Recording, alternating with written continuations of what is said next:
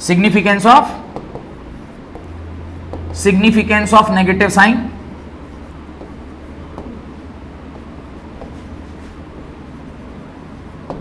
दो significance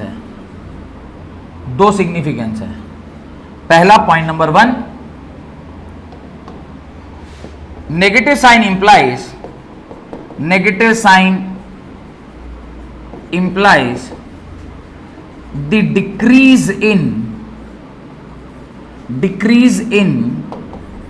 concentration of reactant,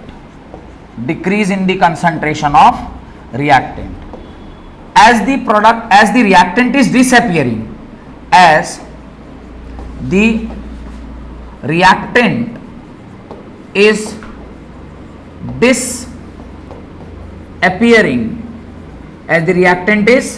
disappearing, तो negative sign और डिसअपियरेंस को सिग्निफाई कर रहा है। पॉइंट नंबर इसका क्या है 2, rate of reaction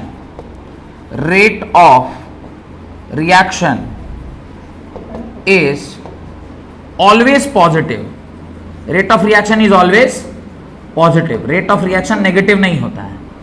but the expression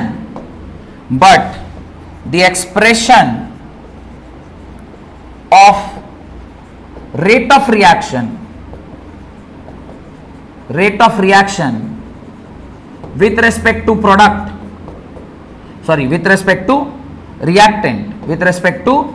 reactant is concentration of R minus concentration of R not. ये एक्सप्रेशन आपको वहां मिला है, ये क्या है नेगेटिव है, ये नेगेटिव है। In order to make it positive आप एक और नेगेटिव साइन से क्या कर रहे हैं, मल्टीप्लाई कर रहे हैं। तो ये लिखिएगा in order to make it positive, in order to make rate of reaction in order to make rate of reaction positive, in order to make rate of reaction positive, it is multiplied by a negative sign. It is multiplied by a negative sign. तो in order to make the rate of reaction positive आपने एक extra negative sign से उसको क्या कर दिया, multiply कर दिया। डन, कोई डाउट? एक लास्ट कॉन्सेप्ट है, लास्ट माने एग्जांपल है। कॉन्सेप्ट क्या है, एग्जांपल है। मान लीजिए कोई रिएक्शन लिखा हुआ है AA plus BB gives CC, ये कोई एग्जांपल है। तो पहले वाला जो आपने एग्जांपल देखा था वहां पे सीधे R से P में गया हुआ था, जहां पे आपने मान लिया कि दोनों का स्टोइकियोमेट्री क्या है, सेम है।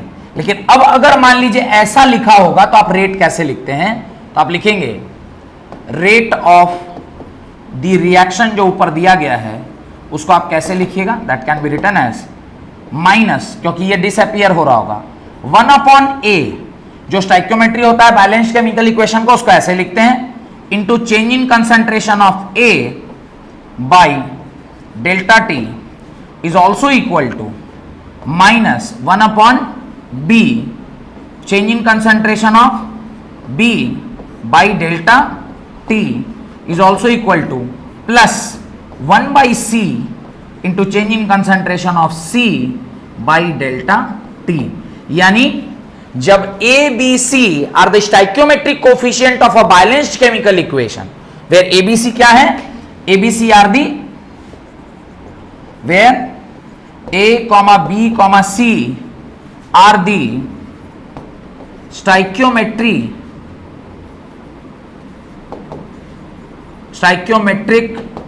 coefficient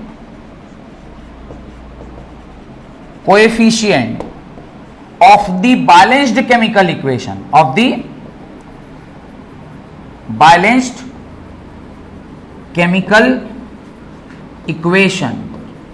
तो आप स्टोइकियोमेट्री को क्या कर देते हैं, डिवाइड कर देते हैं। इसका लॉजिक क्या रहा होगा, क्यों डिवाइड कर रहे हैं, ताकि आप पर मोल निकाल पाए रेट क्या है। सबको अगर आप उसके स्टाइकियोमेट्री से डिवाइड दे दीजिएगा तो सब लोग पर मोल में निकल जाएगा, एक मोल का रेट क्या आ जाएगा वो आपको समझ में आ जाएगा। डन। इसका एक एग्जांपल लिख लीजिए, तो इसका एक एग्जांपल लिख लीजिए और उसका रेट आप खुद से लिख के दिखाइए। एग्जांपल है N2 प्लस thrice of H2 gives twice of NH3। बस एक्सप्रेशन आपको लिखना है, you have to write the expression.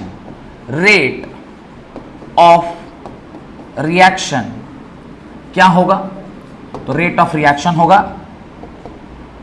Minus change in concentration of N2 by delta T is equal to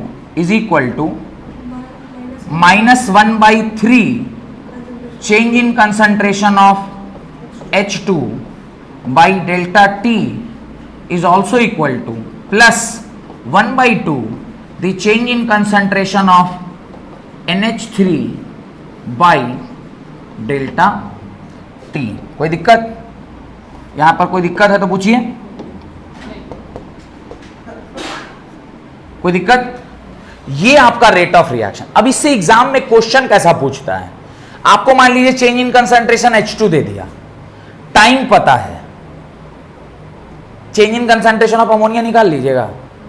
1 2 3 4 में से अगर कोई 3 पता है तो NH3 नहीं निकल जाएगा। इस तरह का सवाल आपको इसके ऊपर देखने को मिलता है, जो कि हम लोग अगले क्लास में करेंगे। तो अगले क्लास में इसके आगे का कॉन्सेप्ट, जहां पर एवरेज रेट, इंस्टेंटेनियस रेट और फिर फैक्टर जिस पे ये रेट ऑफ रिएक्शन डिपेंड करता है, ये सारी चीजें हम लोग अगले क्लास में पढ़ेंगे। बहुत बहुत धन्यवाद आज की क्लास अटेंड करने के लिए।